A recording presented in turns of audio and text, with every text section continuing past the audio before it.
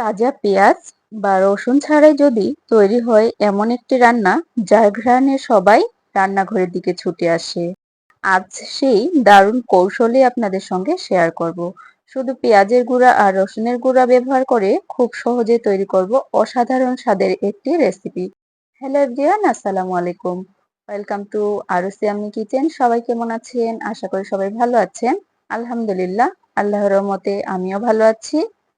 আজ আমি দেখাবো কিভাবে শুধু পেঁয়াজের গুঁড়া আর রসুনের গুঁড়া ব্যবহার করে খুব সহজে তৈরি করা যায় দারুণ সুস্বাদু একটি রান্না। তাজা পেঁয়াজ রসুন কাটার ঝামেলা নেই, চোখে জ্বালা পোড়া নেই, তবুও স্বাদ ও ঘ্রাণ থাকবে একেবারে অসাধারণ। তাহলে চলুন একদম শুরু থেকে শেষ পর্যন্ত দেখে নেই আজকের সহজ, ঝামেলাহীন এবং ভীষণ মজাদার রেসিপিটি। ফ্রাই প্যানে প্রথমেই আমি তেল সামান্য গরম করে নিয়েছি। এরপরে একটা ডিম দিয়ে দিলাম সামান্য লবণ।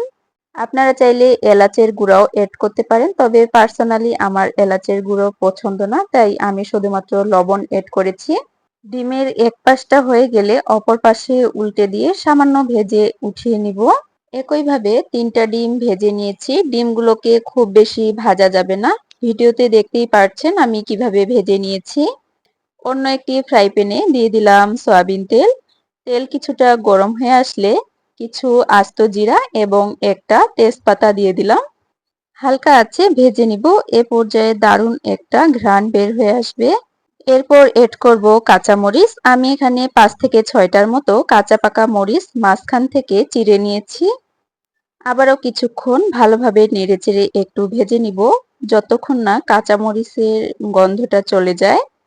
এরপর এড করব পেঁয়াজের গুঁড়া। আজকে আমি কাঁচা পেঁয়াজ ইউজ করব না, পেঁয়াজের গুঁড়া দিয়ে তরকারিটা রান্না করব। আজকে যেহেতু আমি অল্প পরিমাণে তরকারি রান্না করতেছি, তাই আমি এখানে 2 টেবিল চামচ পেঁয়াজের গুঁড়া নিয়ে নিলাম। এরপর এড করব আমি রসুনের গুঁড়া। দিয়ে দিলাম 1/2 টেবিল চামচ রসুনের গুঁড়া। ঝামেলাহীন এবং আমার রান্নার সময় বাঁচাতে আমি এই পেঁয়াজের গুঁড়া এবং রসুনের গুঁড়া নিয়েছিলাম ফুডিরাজ পেস্ট থেকে। ফুডিরাজ এর প্রতিটি মশলা রোদে না শুকিয়ে অত্যাধুনিক ডিজিটাল ডিহাইড্রেশন পদ্ধতিতে শুকানো হয়, ফলে মশলার প্রাকৃতিক সুগন্ধ, স্বাদ এবং পুষ্টিগুণ থাকে একদম অটুট। তাদের এই গুঁড়া মশলার প্যাকেজিং এবং কোয়ালিটি দুইটাই অনেক ভালো। যারা ব্যস্ত গৃহিণী এবং যারা ব্যাচেলার আছেন, রান্নার সহজ সমাধান খোঁজেন, তাদের জন্য এই মশলাগুলো অনেক উপকারী। আমি এই গুঁড়া মশলাগুলো রান্নায় ব্যবহার করে অনেক ভালো ফলাফল পেয়েছি, তাই আমি অবশ্যই আপনাদেরকে সাজেস্ট করব ফুডিরাজ পেস্ট থেকে এই মশলাগুলো অর্ডার করার। পেঁয়াজের গুঁড়া এবং রসুনের গুঁড়া এড করার পর হালকা আঁচে আবারও সামান্য কিছুক্ষণ ভেজে নিব, যাতে পেঁয়াজের এবং রসুনের যে একটা গন্ধ থাকে সেটা চলে যায়। এরপর অল্প অল্প করে পানি এড করে দিব। পেঁয়াজ এবং রসুনের গুঁড়া এড করার পর চুলার আঁচ অবশ্যই হালকাতে রাখতে হবে, কেননা পেঁয়াজ এবং রসুনের গুঁড়া দলা পেকে যেতে পারে। তাই চুলার আঁচ হালকাতে রেখে ভেজে নিয়ে এরপর পানি এড করতে হবে।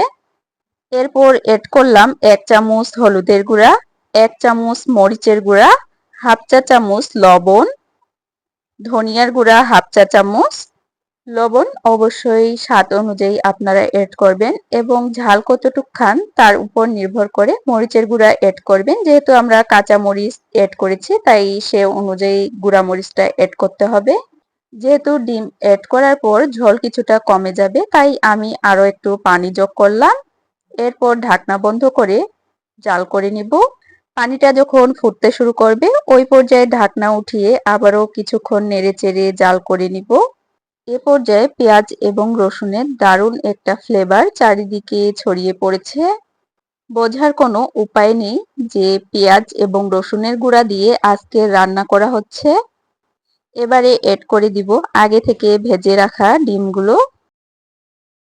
ভালোভাবে নেড়েচেড়ে এরপর ঢাকনা বন্ধ করে রান্না করে নিব প্রায় 10 থেকে 12 মিনিটের মতো।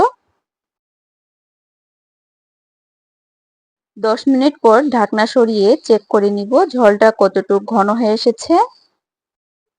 ঝোলটা আরেকটু ঘন করার জন্য আমি আবারও 5 মিনিট ঢেকে রান্না করে নিব। 5 থেকে 6 মিনিট জাল করে নেওয়ার পরেই ঝোলটা অনেকটাই ঘন হয়ে এসেছে আর ডিমের মধ্যে মশলাগুলো খুব ভালোভাবে ঢুকে গিয়েছে। এবারে আমি চুলা থেকে নামিয়ে পরিবেশন করব। ব্যস্ত সময়ে যদি এরকম মজার একটা রান্না খুব সহজেই ঝটপট করে নেওয়া যায় তাহলে তো আর কোনো কথাই নেই। গরম ভাতের সাথে তৃপ্তি করে খাওয়া যায়। গরম ভাত, এক টুকরো লেবু আর কাঁচামরিচের সঙ্গে পরিবেশন করলে এতটাই মজা লাগে যেন মনে হয় তাজা পেঁয়াজ রসুন ছাড়াই এত মজার একটা তরকারি আগে কখনো খাওয়া হয়নি। ভিডিও ভালো লাগলে লাইক, কমেন্ট এবং বেশি বেশি করে শেয়ার করবেন। আর এরকম নিত্য নতুন রেসিপি পেতে অবশ্যই আমার চ্যানেলের সাথেই থাকবেন। ধন্যবাদ।